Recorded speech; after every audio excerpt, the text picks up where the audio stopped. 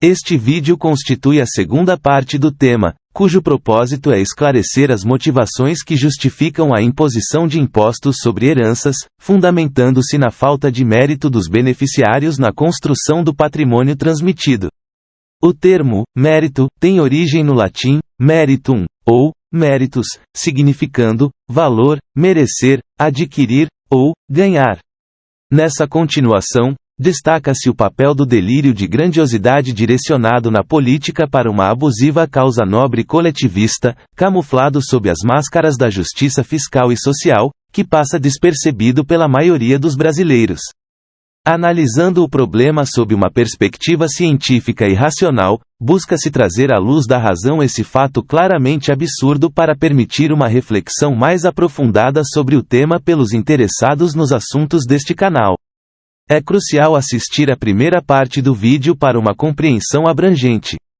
Na primeira parte, enfatizou-se que a influência da religião política do Vaticano está presente, consciente e até inconscientemente, por trás de tudo relacionado ao tema. É imperativo perceber e compreender a sombra dos interesses políticos anticapitalistas do Vaticano, que está entranhada na cultura brasileira economicamente, jornalisticamente, politicamente, fiscalmente, entre outros. O conceito equivocado, vaticanizado, de justiça social é o ponto central dos problemas na política brasileira. A maioria dos brasileiros vive sob o sono dogmático católico, muitos deles ignorantes, e poucos, embora conhecedores, carecem de sabedoria e senso crítico ou estão inibidos até inconscientemente pela submissão à religião política do Vaticano. O Papa Francisco disse hoje na Praça São Pedro que a riqueza e o poder são realidades que podem ser boas e úteis ao bem comum se forem colocados a serviço dos pobres e de todos. É a história dei politici corrotti que vogliono più e più e più. O Papa, nessa exortação hoje, ele convida exatamente isso, que as autoridades façam uma reflexão, façam um exame de consciência daquilo que realmente está sendo feito para o bem da humanidade, para o bem da sociedade, não somente para um bem próprio. Mas a chamada de atenção do Papa Francisco veio junto a uma direção a ser seguida. O Papa apresentou Jesus como modelo do líder justo e misericordioso. O reinado de Jesus é um reinado da misericórdia, um reinado do amor, um reinado da vida. Ou seja, Jesus é aquele que se encarnou e aquele que morreu por nós para nos dar novamente a vida. A busca pela justiça social vaticanizada contribui para propostas e aceitação dos absurdos no direito tributário, como equidade fiscal, isonomia, taxação progressiva proporcional à renda e patrimônio, tributação de heranças e imunidades tributárias para entidades religiosas e outras em razão da relevância do serviço prestado ao coletivo sem qualquer mínima reflexão de causa e consequências. Aqui se louva Deus! Aqui se louva Deus! Vamos brincar de namorar! Entendeu? Vamos brincar de namorar com bandeiras e palmas! As igrejas também colecionam momentos bem inusitados que acabam viralizando na internet. No culto e do nada meteu uma capoeira dentro da igreja.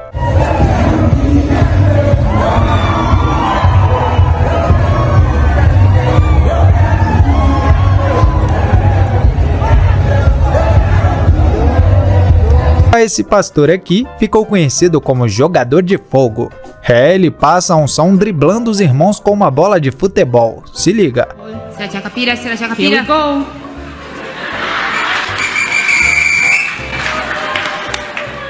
Na casa do meu marido, eu tinha tudo o que eu queria. Ele me dava joias, ele me dava presentes, ele me vestia, ele me comia, então dava-me de comer. Tem que tomar cuidado com o que fala. Começa a dar uma lambida aqui no pescoço, dá uma arrepiada, que vai descendo, vem pro rego, não é? Aí dá um negócio, você fala, ai, não é? Aí quando o gato começa a dar uns amassos, você tem vontade de esfregar, mas deve ser pecado, não vou esfregar, eu vou esfregar, não vou, filho. Ele é seu, o gato é seu, esfrega, aproveita, filha. Porque as crenças limitadoras fazem meu cérebro trabalhar contra o desejo do meu corpo. E não para por aí. Conheça a unção do soco divino do pastor Street Fighter. Meu amigo, o rapaz simplesmente dá um soco no vento e derruba todo mundo.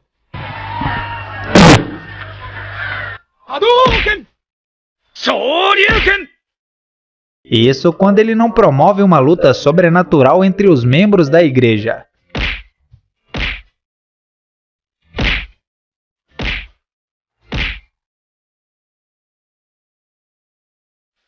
E esse pastor aqui que mostrou como é fácil chamar o dinheiro. E os fiéis foram levando e enchendo o bolso do pastor. Dinheiro, venha! Dinheiro, venha! E vem! E tá chegando! Como você é burro!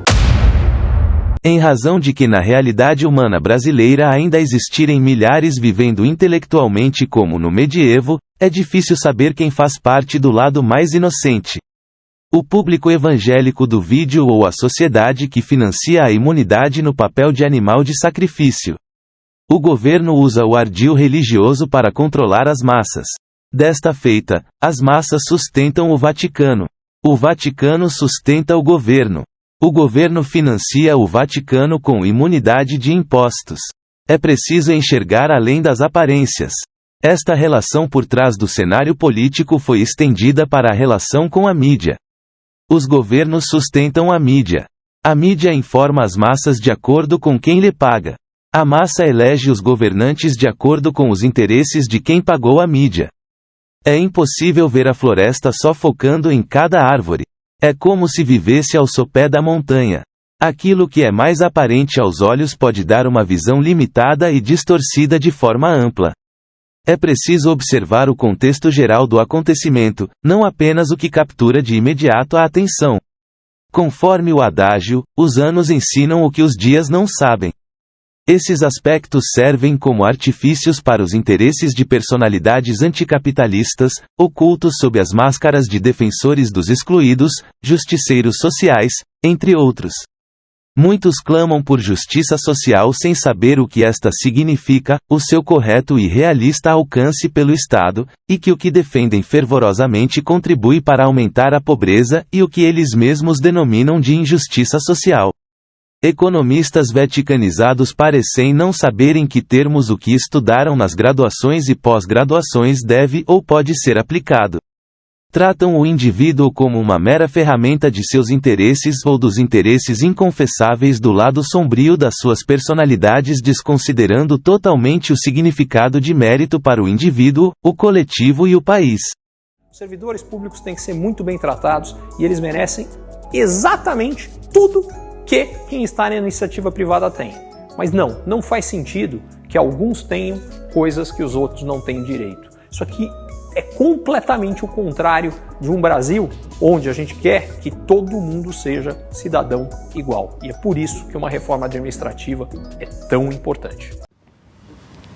Para investir bem, você precisa saber o que está acontecendo no mercado. Isso não é fácil. Há bilhões de possibilidades, cenários diferentes. É aí que entra a inteligência artificial. Mas além disso, cada investidor é diferente. O melhor investimento para um não é o melhor investimento para o outro. E a única forma de fazer o melhor investimento é conhecendo profundamente cada investidor, para poder dar as melhores recomendações. É isso que os especialistas do Ion fazem. É essa a diferença. Uma boa reforma tributária no Brasil teria que fazer várias coisas. Primeira delas, ela deveria ser justa do ponto de vista social. O que significa isso? Está efetiva, gasta em relação à renda de cada um. Do pobre é maior do que o rico. Basicamente, porque a gente está cobrando imposto demais sobre o consumo. Nenhuma das propostas... Um sistema regressivo, né? Exatamente. Eu vou ter que falar sobre o imposto caviar, que foi o apelido que a Simone Tebet deu, né?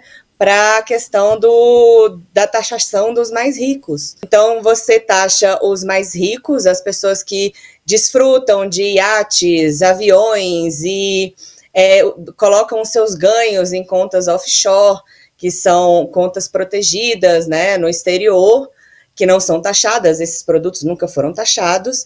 E aí o governo quer ampliar a faixa de isentos, né, o pessoal que não tem condições de arcar com impostos, então você deixa de cobrar de uma faixa da população para cobrar de quem pode pagar. É meio que um modelinho aí Robin Hood, né? Então, estamos nessa, e aí para você deixar de cobrar, você tem que arrecadar em uma outra ponta. Então é isso. Você acha justo, Mara? O que você acha? Você acha que a galera vai sofrer sem o caviar? Na verdade, esse assunto é um assunto muito sério. A questão de desigualdade no mundo está sendo muito debatida. Promover a inclusão é benéfico para todo mundo, do ponto de vista econômico, tá? Não estou nem falando sobre a questão de responsabilidade social. Isso beneficia todos nós, né? E a inclusão, ela tem que ser feita por meio de políticas públicas. Elas não são suficientes, mas necessárias. E isso é uma forma, o governo tem um desafio de aumentar a sua arrecadação, e sim, é uma forma de você aumentar a arrecadação. Sempre dou exemplo, o avião, por exemplo, que não tem imposto, e o rapaz que faz entregas de motoboy paga o IPVA da sua moto, o Uber paga o IPVA do seu carro, enfim. Então, parece que alguma coisa está fora do lugar aí. Vamos falar um pouco também da taxação dos super ricos, né? Ótimo. Edu, porque a gente queria muito te ouvir sobre isso. Não, muito importante, porque é o seguinte, o nosso compromisso aqui é ser coerente com aquilo que a gente defende de visão de mundo. Alguma crítica a essa medida? Sim, eu acho que em relação às offshore, ela podia ser mais dura, e tem nessa medida um negócio que é o seguinte, quem pagar o imposto que deve... Aí diz o seguinte, quem pagar o imposto de 2023 antes do prazo tem um desconto no primeiro ano. Eu acho que não tem que ter desconto nenhum. Desconto, o cara já não está pagando imposto. Aí quem é mais pobre tem desconto? Quem ganha 5 salários mínimos, 10 salários mínimos, quem é classe média, tem desconto? Se pagar antes o imposto? Então por que rico sempre tem desconto? O poder dos ricos sobre o Congresso, sobre a Câmara... absoluto. É absoluto. Absoluto. Agora, e como fazer uma mudança dessa de reforma tributária, imposto progressivo, pau nos ricos, taxar... Não é pau, é taxar justamente, como... As opiniões destes jornalistas e de outros já foram comentadas em outros vídeos deste canal de forma mais detalhada a deste vídeo. Desta vez, o comentário se refere a um aspecto comum entre todos. Esses não são os únicos ícones do exemplo ao que se refere o domínio consciente e até inconsciente aos interesses do Vaticano em explorar e beneficiar-se da ignorância humana não só das massas incautas, mas de seus aliados graduados e até pós-graduados e suas falácias e sofismas contra a riqueza. É necessário repudiar veementemente a subestimação do mérito e dos valores corretos, assim como repudiar aqueles que a promovem. Muitos são possuidores de um pensamento confuso, com opiniões conflitantes consigo mesmos, parecendo envoltos em cegueira volitiva e insanidade diante da riqueza. Suas percepções distorcidas da verdade se manifestam ao defenderem a igualdade sem critérios, a individualização dos investimentos e uma tributação mais elevada da riqueza sem qualquer distinção apenas porque existem pessoas pobres, ignorando completamente o princípio libertário da igualdade perante a lei e da contribuição da riqueza para o desenvolvimento do país. O que é genuinamente claro e reto, para eles, parece distorcido e torto. Parece só verem o certo quando este lhes é favorável. Estes influenciadores prejudicam o Brasil, necessitando possivelmente de avaliações médicas oftalmológicas, neurológicas e psicanalíticas para corrigir suas visões distorcidas da realidade. Eles parecem ter perdido todo o senso crítico devido à influência, mesmo inconsciente, da religião do Vaticano, incapazes de distinguir o verdadeiro do falso.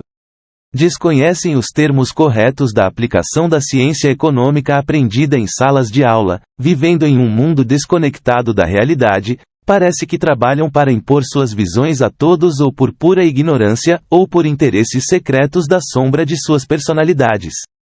É fundamental evitar esses tipos de influenciadores, tal como se fugisse das labaredas de um incêndio. Na melhor das intenções, deve-se evitar suas opiniões equivocadas. E, na pior hipótese, considerar os possíveis interesses ocultos por trás de suas máscaras sociais expressas por opiniões venenosas, com falsa moralidade, cinismo e até perversidade. Eles incentivam inocentes, negligentes e descuidados a seguirem confiantes em direção ao abismo, como se o objetivo fosse até seduzir para o mal. Mesmo focado em proteger-se do mal, é inevitável encontrá-lo diariamente em suas diversas formas e intensidades. A única maneira de se resguardar contra suas falácias, sofismas e falsas ideologias é por meio do estudo associado ao atributo do discernimento. Quando Ronald Reagan saía em suas viagens a chefes de Estado, a estratégia dele com a sua equipe era fazer cara de bobo e fingir que acreditavam em tudo. Quando voltassem, verificassem tudo. No Brasil católico, o rico é mais tributado apenas por ser rico ou porque existem pobres. Ainda que justifiquem de outra forma ou neguem este fato com veemência. Pela moral vaticanizada, se uns não têm ou têm menos que outros, então ninguém pode ter nada. É preciso estar alerta para as máscaras sociais frequentemente exibidas por personalidades progressistas na mídia, política, fiscalização tributária, influenciadores e jornalistas econômicos. Conforme já mostrado em outros vídeos deste canal, a lista inclui auto-ungidos de santos, projeções elogiosas seletivas, antropomorfização de devaneios persecutórios, explosões de veemência, fanatismo e racionalismo rígido, de autoridade, expertise e excelente formação educacional, apenas para citar algumas mais frequentes e emblemáticas. É crucial discernir para além das máscaras e, no mínimo, duvidar da sinceridade das motivações proclamadas em prol do bem comum e da justiça social. As sombras do mal nas personalidades mascaradas de justiceiros sociais tornaram-se mais evidentes desde a redemocratização do Brasil, com a mídia destacando apenas os interesses sombrios. A riqueza é marginalizada, os gastos livres dos governados são alvo de ameaças permanentes sob a forma de aumento da tributação, e a desigualdade dos ricos é relativizada, enquanto se omite a corrupção e os benefícios das imunidades fiscais. Justiça e injustiça são invertidas, e máscaras criativas são usadas para atingir a riqueza e a excelência. O desastre da cultura vaticanizada repercute em todas as áreas.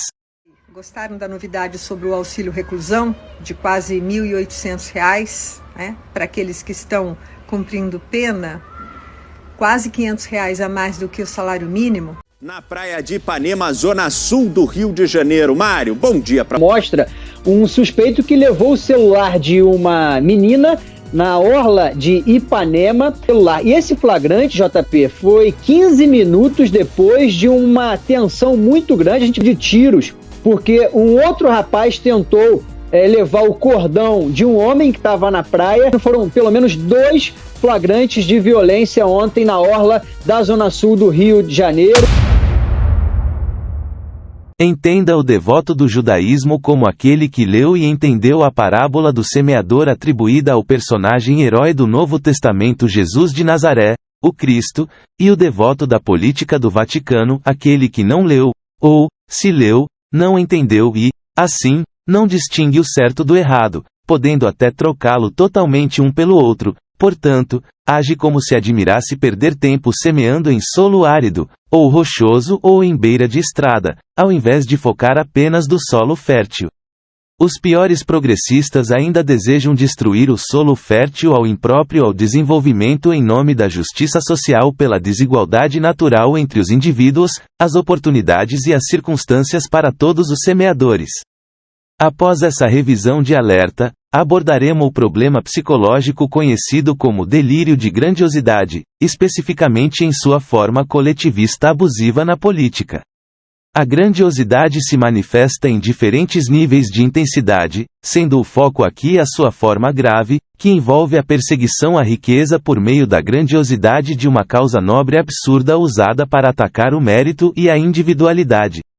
De acordo com o psicanalista Heinz Kohut, 1913 a 1981, a grandiosidade patológica tem raízes no início da vida, onde os recém-nascidos sentem o seio que os alimenta como parte de si mesmos, experimentando um sentimento de onipotência. No entanto, ao crescer, a percepção da separação da mãe e a necessidade de interagir com outros indivíduos levam a um senso de insignificância. A criança, ao enfrentar atitudes emocionais ambivalentes em relação às pessoas próximas, eventualmente, vivencia um conflito entre essas emoções. A resolução desse conflito muitas vezes ocorre por meio de uma mudança de objeto, deslocando a emoção para um objeto substitutivo. Em alguns casos, a emoção reprimida se estende por fantasias conscientes ou inconscientes, contrariando um desejo dominante, até que um conflito entre a sombra da personalidade e o ego ocorra. A grandiosidade pode se manifestar de diversas maneiras, sendo comum que os acometidos busquem compensar esse conflito interior através da conquista de prestígio social, com propostas coletivistas absurdas. Entre uma geração e outra, o socialista acha que tem que ter uma correção. E essa correção é tributar a herança. O Estado tem o direito e até o dever. Sabe quanto é o tributo sobre heranças nos Estados Unidos, que ninguém duvida que seja uma pátria capitalista? 29% é a alíquota menor. Sabe quanto é no Brasil? A alíquota média? 3,9%. Eu vou aumentar. A primeira coisa que vem é o seguinte, a gente está querendo fazer o imposto só sobre a renda, né? Porque se a gente tiver um imposto bom sobre renda, não precisa taxar patrimônio. Precisa taxar patrimônio, sim. Quando chega na frente de quem tem muito dinheiro, a galera não pode afinar. Eles não acreditam nas coisas que eles dizem, mas eles sabem que dizendo outros acreditam. Me parece que é isso. É isso. Tem que o absurdo atrai muito mais do que dizer uma coisa comezinha. Mesmo alegando com veemência interesse na causa nobre de interesse público, na sombra da personalidade, a motivação real é a necessidade de atenção, busca por poder, vaidade, tudo para a validação do ego. Indivíduos com grandiosidade não satisfeita frequentemente apresentam uma energia maníaca, a exemplo do maníaco do imposto sobre herança. A busca por significância e a resistência à aceitação da própria pequenez natural levam a manifestações patológicas de grandiosidade na vida adulta.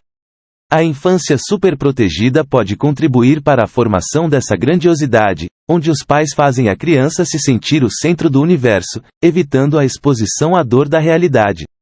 Essa experiência marca a sombra da personalidade, resultando em uma dificuldade permanente de aceitar a relatividade de sua importância. Na antiguidade, o sentimento de pequenez vinha da fraqueza diante dos poderes hostis da natureza. A adoração de deuses e seus líderes na terra representava uma busca por significância, conectando-se a algo maior.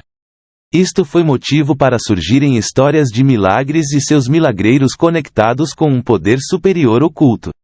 Ao adorar o poder superior sobrenatural além da superstição de obter a sua proteção, sentiam-se conectados a algo muito maior do que a si mesmo, e ainda sentiam-se ampliados. A lógica era: se o deus ou os deuses se importavam com a sua tribo ou cidade, com a sua alma individual, isso era visto como um sinal de significância. De maneira similar, a energia foi canalizada na adoração de líderes que representavam uma grande causa nobre coletivista e que promoviam uma utopia futura, como Napoleão Bonaparte e a Revolução Francesa. Mao Tse-tung e o comunismo, Lula e a fome no Brasil, etc. Eu faço aquilo que Lênin recomendava. Eu faço aquilo que Lênin recomendava. Mao Tse Tung tem um livro fantástico chamado Sobre a Contradição. Né? Tem dois textos do Mao que eu gosto muito. Um é sobre a contradição. E o Mao que eu gosto muito não é sobre a contradição. Quando você vira presidente, você vira pai de todo mundo. Quando eu falo, Rita, que é preciso garantir que as pessoas tomem café de manhã, almoçem, jantem todo dia, eu não falo de brincadeira não, é porque eu sei o que é fome. Albert Camus viveu de 1913 a 1960, foi um filósofo francês, jornalista e ativista político que disse: o bem-estar do povo tem sido particularmente um álibi para os tiranos. A lógica inconsciente é: quem se dedicar à nobre causa se sentirá um agente da história grandiosa, parte de um todo cujo destino sublime é transformar o Brasil em um paraíso nórdico tropical. A mentira grandiosa é também um meio para atingir as finalidades fantasiosas e onipotentes. Quando Lenin perguntou em 1918 a Félix Edmundowicz Dzerzhinsky sobre qual estratégia deveria ser adotada para influenciar o resto do mundo, recebeu como resposta: diga sempre o que eles querem ouvir, minta sempre e cada vez mais. De tanto repetir as mentiras, elas acabarão sendo tomadas como verdades. A razão principal pela qual a maioria das pessoas se deixa enganar pelos embustes de grandiosidade coletiva abusiva, entre outros embustes, é a ignorância a respeito da essência da natureza humana. O eleitor considera o cenário, o palco, a roupagem, exceto o que importa, o artista em si, seu histórico de contradições, etc. Enquanto o grandioso no papel de líder de proposta coletivista grotescamente abusiva para o bem até mundial canaliza a neurose para a adoração do próprio ego, o seguidor de grandioso, espelha-se nele, acreditando que ele tornará tudo grandiosamente maravilhoso e desejam sentir-se parte dessa grandeza. A mente deles decola junto com a retórica do líder. Sentem-se superiores aos que não acreditam ou discordem do delírio, ou que o líder grandioso os elevará ao status de deuses ou deusas e, por extensão, sentindo parte desse poder refletido neles mesmos. O exemplo mais notório e emblemático desta psicologia é o surto de grandiosidade da massa seguidora de ídolos grandiosos no futebol, em geral, ou no time do coração, pelos quais crimes são cometidos pelo prazer momentâneo de brilhar com eles. Há quem brilhe na segunda fila ou anterior, e quando na primeira fila, se apague. Precisa do brilho de outros para brilhar. A grandiosidade patológica tem sido exacerbada pelas redes sociais.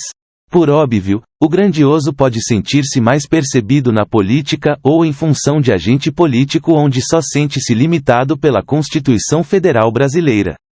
Em tese, um cargo de ministro no STF seria um grande objeto de desejo para a sombra grandiosa de uma personalidade. Estes são os locais preferidos para a manifestação de sombras grandiosas brasileiras, pois a liberdade para propor e praticar absurdos grandiosos e o alcance esperado é maior, portanto, é capaz de chamar mais a atenção. Some-se a isso o fato de que as manifestações sombrias não são analisadas de forma correta e apenas sentidas como algo estranho, não compreensível, não percebidas na sua profundidade psicanaliticamente.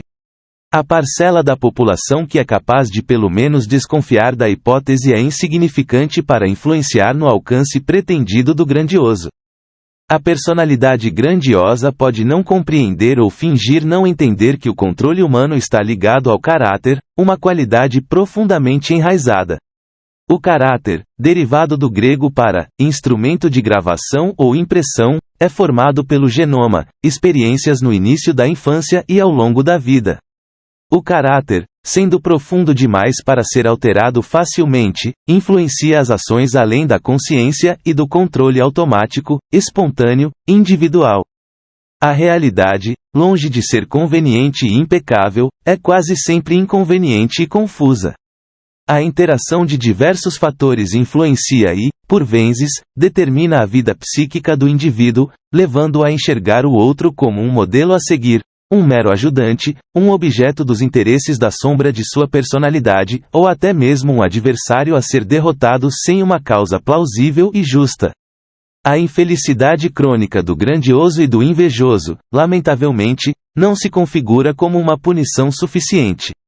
Uma estratégia eficaz para lidar com esses indivíduos é permitir que enfrentem as consequências de suas atitudes, cozinhando, isolados em seu próprio veneno.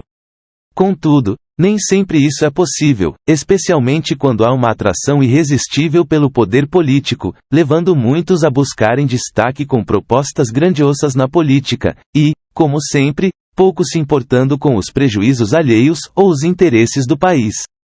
A tendência natural do Homo sapiens de se comparar com os outros pode servir como estímulo para se destacar por meio do trabalho, mas, para alguns, transforma-se em inveja, sentimentos de inferioridade e frustração.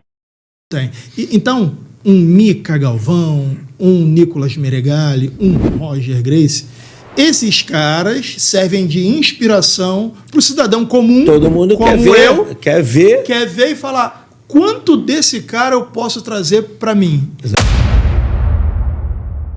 A busca por um ponto de referência, seja por instinto de autopreservação ou para exaltar o próprio ego com base em algo relevante, leva o Homo sapiens a se identificar com figuras como uma imagem encantada, uma santa virgem, o Cristo, o Deus, a pátria, a defesa de um valor coletivista grandioso, um líder político proponente de grandiosidades ou até mesmo um político Deus grandioso. Cada ser humano possui necessidades, experiências e psicologias específicas, tornando cada indivíduo único. O grandioso, no entanto, não reconhece ou finge não saber que o sucesso na vida depende de sorte, ação no momento certo, contribuição de outros e apoio público, entre outras coisas.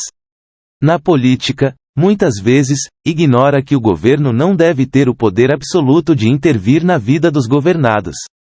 Uma forma de agressão coletivista atacando o mérito é a praticada com o imposto sobre heranças e suas propostas de agravamento. O grandioso, ao se sintonizar mais com o próprio ego e suas fantasias do que com a realidade, percebe os demais Homo sapiens como meras ferramentas a serem usadas. Acredita que maior é sempre melhor, não possuindo limites realistas de causa e consequência, dimensão e proporção. Isso o leva a imaginar que não encontrará resistências para realizar seus projetos fantasiosos, atribuindo qualquer oposição a maus intencionados pelas causas dos excluídos, os quais defende com suas causas coletivistas grandiosas absurdas. Aqui, não precisa, cara. O senhor sabe que está tudo errado, os senhores estão querendo criar um problema político, estão querendo fazer política. Isso não é papel da polícia militar. Isso não é papel da polícia militar. Se a polícia militar não é investigativa. Como é que fazer isso com esse Congresso do jeito que é? Mudando a relação com o Congresso. O que o Lula está fazendo é replicar, agravar a relação podre, corrupta, fisiológica, clientelista, que vem se agravando profundamente no Brasil. Eu digo como é que eu fiz e como é que eu faria e como é que pode e deve ser feito, senão vai dar em tragédia. Como é que pode e deve ser feito? Um projeto completo. Então está aqui a tributação A, B, C, como dos exemplos que eu já te dei aqui, vai suscitar uma reação dos ricos. O que é que eu faço? Vamos decompor essa onda. Eu faço uma reestruturação das dívidas de todos os estados e municípios. Isso dá 600 bilhões de reais de uma dívida pública de 6 trilhões, são 10%. Mas não é para dispensar 600, é para pegar esses próximos 4 anos e deixar na mão dos governadores de 15% mais ou menos, que eles estão mandando para Brasília todo ano, em troca de um alinhamento das suas bancadas e de uma mediação dos governadores. Só isto, a política de governadores, atenuou historicamente no Brasil a tendência do Congresso se movimentar por lobbies, grupos de pressão e por corrupção. O grandioso, em sua busca incessante por reconhecimento, acredita ter o toque de Midas para solucionar grandes problemas nacionais e até mundiais. A razão dessa guerra, por tudo que eu compreendo, que eu leio e que eu escuto, seria resolvido aqui no Brasil, numa mesa tomando cerveja. Seria resolvido aqui. Se não na primeira cerveja, na segunda. Se não desce na segunda, na terceira. Se não desce na terceira, até acabar as garrafas, a gente iria fazer um acordo de paz. Não se trata apenas de narcisismo, é uma visão distorcida de se considerar um ser superior, digno de adoração por si e por qualquer proposta grandiosa que fizer. Busca a aprovação pública para confirmar sua visão de superioridade que alimenta a sua ilusão de sucesso. Esse tipo de personalidade está mais presente na política do que se imagina. Com uma sensibilidade excessiva a críticas e desdém por qualquer forma de autoridade que possa contradizer seus interesses, vive em uma ilusão de grandeza. Essa necessidade de muitos de se sentirem maiores e significativos migrou das religiões para os líderes políticos, notoriamente presente na política brasileira. A agressão coletivista abusiva da política no sistema tributário assimétrico vaticanizado brasileiro com suas alíquotas progressivas e imposto sobre heranças, embora invisível por quase todos os brasileiros, ainda é mais visível do que as agressões com as imunidades para impostos dadas às religiões e outras entidades. Diante disso, é essencial compreender o fenômeno psicológico da grandiosidade nos outros e em si mesmo e saber lidar com ela, tanto para não se identificar com o grandioso patológico, quanto para redirecionar essa tendência para algo produtivo e realista, evitando a armadilha do autoengano ao admirar a grandiosidade patológica em outros, especialmente em políticos. Lembre-se de que semelhantes caracteres ou interesses se atraem. Propostas excessivamente coletivistas, que limitam abusivamente a liberdade individual, não são essenciais para o desenvolvimento do país. Deveria ser claro para todos que os países mais desenvolvidos não alcançaram seu progresso apoiando tais abordagens. É necessário explorar além, compreendendo o psiquismo de seus seguidores, que inclui aqueles que desejam brilhar à custa de algo ou alguém a qualquer preço, inclusive contra si mesmo, e não apenas quando não tem nada a perder. Compreender essas causas não é tarefa fácil. Fenômenos inconscientes desempenham papel crucial nas funções intelectuais, derivando de influências hereditárias e experiências ao longo da vida. Aqueles mais pobres de senso crítico acreditam que alguém pode tornar tudo maravilhoso, sentindo-se parte dessa grandeza, apoiando a proposta absurda grandiosa. A adesão a propostas coletivistas também se assemelha com fenômenos hipnóticos. O contágio é tão elevado que os seguidores facilmente sacrificam seus interesses pessoais em prol do interesse coletivo. Essa atitude vai claramente contra a natureza humana, mas ocorre sob a fascinação dos interesses do líder para si mesmo, semelhante a um estado hipnótico. Além disso, existe a máscara do medo, que faz o seguidor de propostas grandiosas coletivas destrutivas apoiar a causa do líder grandioso porque estas pessoas tendem a preferir errar junto com a multidão a evitar críticas individuais no eventual fracasso sozinho. A política, a mídia e os influenciadores econômicos são dominados por repetidores da justiça social do Vaticano, a justiça massificada até no inconsciente, enquanto poucos defendem perspectivas científicas e racionais, como as ensinadas por Ayn Rand, Frederick August von Hayek e Ludwig von Mises. Na melhor da boa-fé, o seguidor de propostas grandiosas coletivas muitas vezes tem uma moralidade fraca, uma covardia moral em relação até aos próprios critérios, que esconde com a máscara da arrogância, além de poder haver outros interesses sombrios e inconfessáveis. Conforme entendido por Sigmund Freud, seguir fervorosamente sem crítica o coletivo humano é uma forma também de compensar o sentimento de inferioridade individual que é satisfeito pelo líder coletivista grandioso e sua grandiosa proposta quanto pela identificação com os valores comuns da multidão seguidora. O coletivo confere ao Homo sapiens a transferência da sua responsabilidade individual para uma coletiva única, independentemente do quão diversos sejam os seus componentes individuais, agindo de modo diferente do que cada indivíduo agiria isoladamente, transferindo a responsabilidade e as consequências da decisão individual para o coletivo, unido por um interesse comum momentâneo ou não. Quanto maior a quantidade de Homo sapiens envolvidos, maior a força persuasiva mútua entre todos. Na obra Teoria dos Sentimentos Morais, Adam Smith introduz a ideia de que, embora o homem possa ser considerado egoísta, existem princípios em sua natureza que também o levam a se interessar pelo bem-estar dos outros. Ele argumenta que a piedade ou compaixão, uma emoção experimentada diante da desgraça alheia, é a base da razão racional e saudável. Essa compaixão não surge do medo do inferno ou de punições futuras em novas vidas, não é motivada por superstições, nem pela vaidade.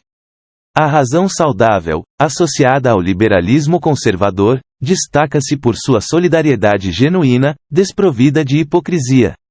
Em contraste, a razão insana, desprovida de limites éticos, está intimamente ligada ao coletivismo abusivo.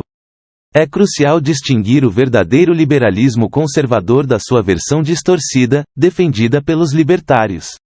O papel social mais nobre do homem é não sacrificar outros para seus interesses, recusando-se também a ser instrumentalizado abusivamente para os interesses alheios. A atividade humana mais nobre é ser produtivo e bem-sucedido, resistindo a esquemas imorais, como propostas coletivistas abusivas, incluindo a versão politicamente mascarada do Vaticano sob o lema, amar ao próximo como a ti mesmo. A desinformação impede que muitos percebam que o suposto amar ao próximo como a ti mesmo, na forma vaticanizada, carece de autenticidade, de realidade, de verdade, sendo usado para impor caridade e fraternidade sem discernimento entre certo e errado, entre mérito e demérito. O Vaticano transformou o amor ao próximo em uma obrigação coletivista para o bem da humanidade mundial, cultuando uma moral igualitária de forma impositiva que não deveria representar nada além de uma simples sugestão. Essa inversão de valores não só permite como objetiva a manipulação do verdadeiro significado do amor ao próximo para, sob a máscara da preocupação coletivista, menosprezar a realidade humana. Toda ideologia coletivista mascara sentimentos negativos, como maldade e mesquinhez, colocando-as como virtudes sob o pretexto de justiça social, resultando em ataques à liberdade, à riqueza, ao mérito e ao individualismo.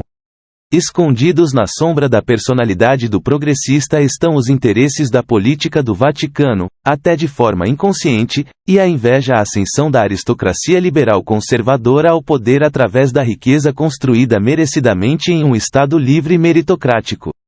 E, por isso, almeja substituir essas regras por um Estado aristocrático de parasitas econômicos, tal como o Vaticano simbolizado bem pela riqueza que possui em face da contribuição tributária que pratica tal como no Brasil onde explora o comércio da fé, e cuja ascensão à riqueza ocorre previamente pelo poder a qualquer preço. No mundo mutável, a dualidade em todas as questões, representando o certo e o errado, o bom e o ruim, o bem e o mal, etc. Não há outra coisa a considerar senão que aquele que busca silenciar a verdade, fingindo a inexistência de escolhas e valores, não pode ser considerado outra coisa senão um indivíduo calhorda que oculta canalice na sombra de sua personalidade. Os portadores dessa grandiosidade patológica também encenam espetáculos utilizando a máscara da humildade para ocultar o desejo de poder e de sentirem-se importantes como possuidores de uma superioridade moral. Essas pessoas alegam não almejar posses materiais, ou status, e têm um forte desejo de expressar publicamente essa humildade.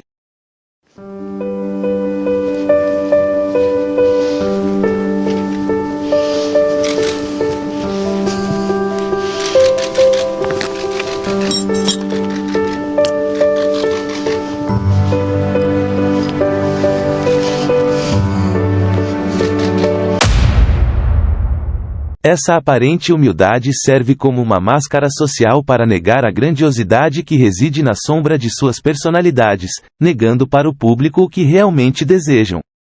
Para esconder a grandiosidade, demonstram ter gostos e preferências culturais semelhantes ao público em geral, evitando qualquer identificação com o elitismo cultural e esforçando-se para ridicularizar as elites.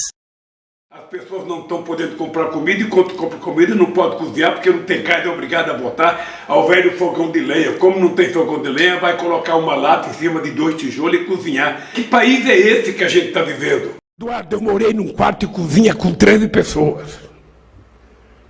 Então, eu tenho consciência o que esse povo está passando. Nós temos uma classe média que ela ostenta um padrão de vida que em nenhum lugar do mundo a classe média ostenta. A chamada classe média ostenta muito um padrão de vida acima do necessário. Essa é a Praça San Pietro, Vaticano. Agora vai chegar toda a caravana do Lula. Uma coisa impressionante. Agora vem chegar. A quantidade de gente que ele levou. Pagado por vocês, brasileiros. Nunca vi uma coisa dessa.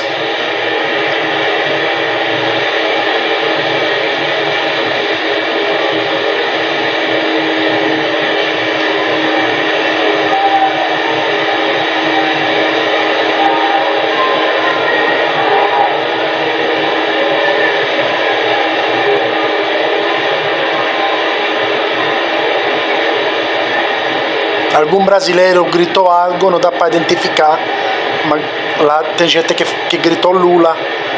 Esse é um número impressionante que ele levou. Eu nunca vi uma coisa dessa. São todos caros com a bandeira brasileira, quero que você entenda, né? Viu? Todo lá, viu? Todas as bandeiras brasileiras lá. É só eles. Isso é a vergonha. E quem votou nele é cúmplice de tudo isso, né? Essa necessidade ardente de manifestar humildade em público revela uma estratégia de buscar atenção e se sentir moralmente superior. A identificação das massas de adoradores infla ainda mais o ego do grandioso. Gritaram aqui, bom dia Lula. Gritaram boa tarde Lula. Criticar o grandioso é visto como uma traição à causa, uma vez que os seus seguidores devem acreditar que ele seja o salvador quase divino que resolverá todos os problemas enfrentados pela sociedade. Esses líderes fazem muitas promessas grandiosas, em geral, inspirando sonhos vagos que também servem para afastar a cobrança caso não as cumpram. Vamos pegar programa por programa? Quantas foram as promessas que o Lula fez como candidato? Vamos fazer a lista deles, vai lá. Vai. Primeiro, Bolsa Família de R$600 e de 150, né, por criança até 6 anos, esse 150 além. Segundo, recriar o programa Mais Médicos. Terceiro, manter e ampliar cotas raciais. Quarto, aumentar a verba da merenda escolar. Quinto, recriar o Programa Nacional de Segurança. Sexto, revogar um decreto de acesso às armas. Sétimo, criar Ministério dos Povos Originários Indígenas. Oitavo, recriar o Ministério da Previdência. Nono, recriar o Ministério da Cultura. Décimo, recriar o Ministério da Pesca. 11º, não privatizar Petrobras. 12º, não privatizar os Correios. E 13º, não privatizar o Banco do Brasil. A 14ª, recriar o Minha Casa Minha Vida. O que mais? Proteção especial às mulheres que sofreram violência. Uma sexta, reduzir taxa de juros para agricultura sustentável. Isso ainda precisa ser visto, porque isso depende de outras questões. Por exemplo, o Plano Safra. A lista também é ampliar acesso ao ensino superior. Quebra de sigilos estabelecidos pelo ex-presidente Jair Bolsonaro também. Mas é claro que isso ainda está em curso. Nono, criar o Ministério da Segurança Pública. Aí. 20º tópico, fim do orçamento secreto e criação do orçamento participativo. Depende do Congresso Nacional. Né? Agora, o orçamento participativo, isso tudo tem que ser pensado com o Congresso e não é fácil. O próximo, uma nova legislação trabalhista. Bom, isto está sendo estudado em várias frentes. O que o Lula estabeleceu, por enquanto, foi a igualdade salarial entre homens e mulheres. Revogar o teto de gastos. Reforma tributária. Depende da vontade do Lula? Não. Depende do Congresso Nacional. O programa Desenrola Brasil. Desenrola Brasil é a negociação de dívidas. Isso está em fase de construção, é uma operação delicada, que tem de ser construída com o mercado financeiro. Próximo, acabar com a paridade de preço de importação. Agora, até fazer isso, é preciso cuidado. Próximo, zerar imposto de renda, o IR, né, de quem recebe até R$5.000. Porque isso significa abrir mão de receita, abrir mão de receita, precisa saber de onde se vai tirar o dinheiro. Um programa de aprendizagem pós-pandemia. Universalizar a banda larga. Aí sempre depende também de infraestrutura. Universalizar o acesso à luz e à água. Próximo, ampliar o farmácia popular. Por fim, zerar a fila de atendimento na saúde. E tem coisas que são impossível avaliar. Por exemplo, o Lula prometeu que não ia se candidatar, agora talvez ele se recandidate e não se sabe. Bom, vale bem, precisa esperar para saber, né? Porque não tem como avaliar. Tirar o Brasil do mapa da fome. Aumentar o Bolsa Atleta. Reduzir juros para a agricultura sustentável. Aí, reduzir juros para a agricultura sustentável também depende da área econômica e do BNDES. Pois é, Amanda, e em vários momentos os dois candidatos se acusaram de mentir. Eles começaram o debate falando sobre salário mínimo, aí Jair Bolsonaro acusou a campanha do petista de disseminar fake news sobre o tema, e aí Lula acabou rebatendo, né, dizendo que o atual governo não deu aumento real para o salário mínimo. Mas não é verdade que Bolsonaro vai tirar o 13º ou férias, isso não foi feito, não foi citado nunca, pelo menos eu nunca tive nenhuma notícia disso, em nenhum estudo e nenhum plano de economia. Nós governaram o país, não há tempo para vingança, não há tempo para raiva, não há tempo para ódio. O tempo é de governar. Eu pretendo trabalhar 24 horas por dia. O procurador entrava lá de sábado ou de semana para visitar se estava tudo bem. Entrava 3 ou 4 procuradores lá e perguntava tudo bem, falava, não está tudo bem, só vai estar bem quando eu fuder esse muro. Falava assim, olha, quando eu estou aqui para me vingar dessa gente. O resumo compactado da ordem causal da mentira do grandioso se relaciona a mentir, ocultar a mentira sob a cortina de fumaça da forte veemência, da forte indignação, temperadas com um pouco de violência, e, por fim, entregar-se à produção compulsiva de pretextos, fingimentos e racionalizações sem fim, os mais postiços e contraditórios, para continuar agindo com base naquilo que se nega e ao mesmo tempo defender-se desesperadamente da possível revelação dos verdadeiros motivos que determinam o curso inteiro da mente grandiosa. Em respeito ao público, procurem manter um nível de tranquilidade adequado para um ambiente democrático, como nós pretendemos que seja este debate. Ao fazer a pergunta ao padre Kelmo, Lula duvidou se ele realmente era um padre. Aí começou a discussão. Mas o senhor é cínico, mente, o senhor é um ator, mente o tempo todo. Você. Como é que o senhor... Irresponsável. O senhor deveria respeitar um padre. Você é padre, tá fantasiado, rapaz. Fantasiado? Me respeite. Senhores, por favor. O senhor deveria me respeitar. Você é padre ou tá fantasiado? Eu sou sacerdote. Eu estou dizendo, eu vou isentar a partir de R$5.000 o imposto de renda. E mentiroso ele sabe quem é. Ministra do Planejamento e Orçamento, Simone Tebet, indicou que o governo deve descumprir a promessa feita na campanha de isentar quem recebe menos de R$5.000 de pagar imposto de renda em 2023. De acordo com o parecer da MDBista, não há espaço fiscal para mexer na tabela atualmente. O uso de bodes expiatórios, frequentemente às elites, serve como parte de sua estratégia, alimentando o ódio contra esses alvos, atribuindo-lhes toda a dor e injustiça vivenciada pela multidão. Vocês pegam as pesquisas da opinião pública, a gente está percebendo que quem vota majoritariamente no PT são pessoas que ganham até 2 salários mínimos. Um metalúrgico de São Bernardo que ganha R$8.000 já não quer mais votar na gente. Deve que quem ganha acima de 5 salários mínimos já tem dificuldade de votar na gente. É porque essa pessoa ficou ruim? Não. É porque possivelmente essa pessoa elevou 1 milímetro o padrão de vida dela, de aprendizado dela.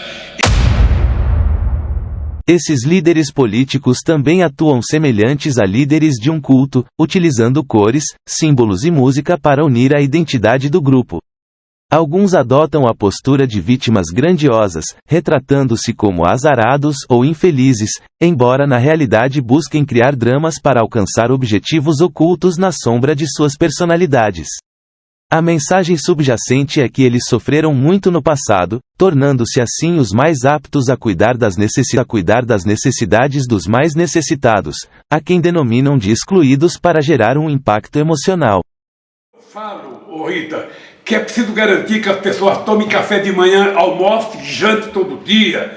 Eu não falo de brincadeira não, é porque eu sei o que é fome. Eu já passei por isso e acho inadmissível que ainda a gente tenha isso no Brasil. Eduardo, eu morei num quarto e cozinha com 13 pessoas. Então, eu tenho consciência o que esse povo está passando. Buscam ocultar a verdadeira intenção por trás de uma máscara de expressão de dor e martírio. Lançar dúvidas sobre sua grandeza os irrita profundamente. São capazes de inventar mentiras tanto de desgraças quanto de sucessos passados para assumirem créditos tangenciais visando alimentar o próprio poder e influência. É importante manter um ceticismo em relação às opiniões e propostas grandiosas desses indivíduos, inclusive na forma de grandiosa humildade, evitando relacionamentos ou envolvimentos, caso não seja possível mantê-los totalmente afastados. Desconfiar de suas promessas grandiosas e reconhecer a real falsa empatia por outros humanos são atitudes mínimas necessárias. Além disso, compreender que suas motivações e comportamentos são influenciados por fenômenos psicológicos complexos e até inconscientes. Em 18 de janeiro de 2024, a mídia jornalística digital, Época Negócios, noticiou a entrevista de João Paulo Pacífico, empresário, ativista, escritor e conselheiro do Greenpeace, de 44 anos, com mais de 500 mil seguidores nas redes sociais. Na entrevista, ele revelou ter assinado o abaixo-assinado chamado Orgulho de Pagar Mais, entregue ao Fórum Econômico Mundial em 2024. O documento propõe uma maior taxação para os super ricos, visando reduzir a disparidade tributária e social entre eles e os mais pobres. João Paulo Pacífico, saiba quem é o único milionário brasileiro que pede mais impostos para super ricos. Está fazendo algo muito diferente dos outros, ele está pedindo para pagar mais impostos. Isso mesmo, você não ouviu errado. Ele se chama João Paulo Pacífico e ele faz parte de um movimento internacional de pessoas ricas que querem contribuir mais para a sociedade. Mas ele não se contentou em apenas ganhar dinheiro. Ele quis usar sua riqueza para causar um impacto positivo no mundo. Pacífico justificou sua posição destacando a indignação em relação à diferença tributária existente entre os super ricos e os demais, argumentando que o aumento da taxação não impactaria o padrão de vida dos super ricos nem prejudicaria o crescimento econômico do país. Ele classificou a riqueza privada extrema de improdutiva e a sua transformação em investimento para o futuro democrático comum. Além disso, expressou desconforto com a narrativa meritocrática individualista e que rejeita a ideia de estar entre os mais ricos do mundo. O debate sobre a superriqueza envolve argumentos de variados tipos e motivações, algumas até inconfessáveis. Em geral, marcados por falta de conhecimento, vieses cognitivos, preconceitos, inveja e delírios de grandiosidade. A favor da superriqueza, destaca-se o papel crucial dos super-ricos no investimento e crescimento econômico.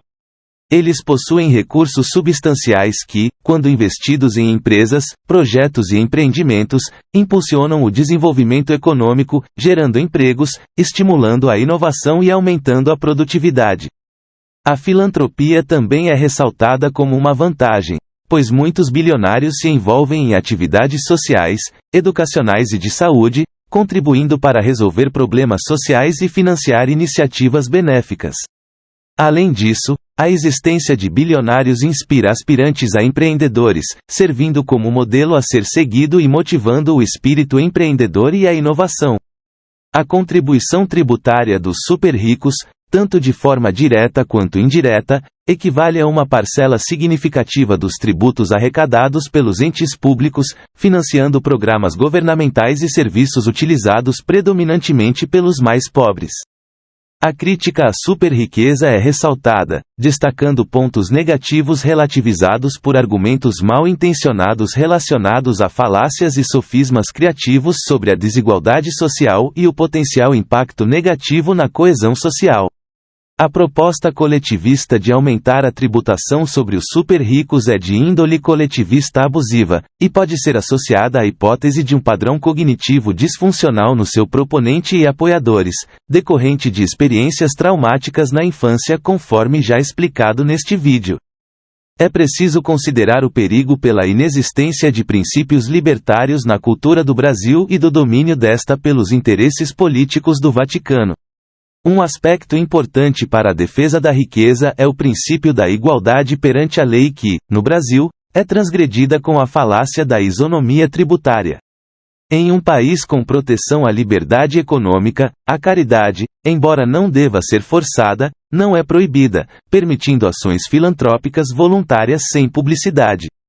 A proposta do super-rico brasileiro só é adequada, sem ressalvas, em um Estado tirânico no qual a conquista do poder precede a conquista da riqueza, e não o oposto. É falácia ou sofisma que a concentração de recursos em uma pequena oligarquia implica necessariamente em falta para outras parcelas da população, desejando fazer crer na ideia de que a riqueza dos super-ricos é responsável pela deficiente oferta de infraestrutura, moradia e educação para a maioria da população ou que o dinheiro que sobra na conta bancária deles não é útil ao desenvolvimento do país e que este seria melhor utilizado diretamente pelo Estado. Isso equivale a acreditar que riqueza e pobreza são variáveis de uma equação meramente cartesiana de soma zero. Isso equivale a acreditar no sofisma que desejar fazer crer que a pobreza do povo cubano se deve exclusivamente ao embargo econômico dos Estados Unidos e pouco ou nada devido aos seus governantes criminosos saqueadores da riqueza do povo cubano. Equivale a acreditar no erro grotesco da obra de John Maynard Keynes, economista, que viveu de 1883 a 1946, intitulada de A Teoria Geral do Emprego, do Juro e do Dinheiro, publicada em 1936. A análise dos argumentos do super-rico que deseja ser mais tributado serve de alerta para a complexidade psicológica do assunto, que vai além de considerações científicas, aspectos ético-religiosos, sociais e políticos. Na proposta coletivista grandiosa, assim como em sua adesão, há uma compensação para o sentimento de inferioridade e insegurança. Os apoiadores dessa ideologia encontram na multidão uma maneira de transferir a responsabilidade para uma entidade coletiva única, independente das características individuais. Esse fenômeno é evidenciado pela presença de uma máscara do medo.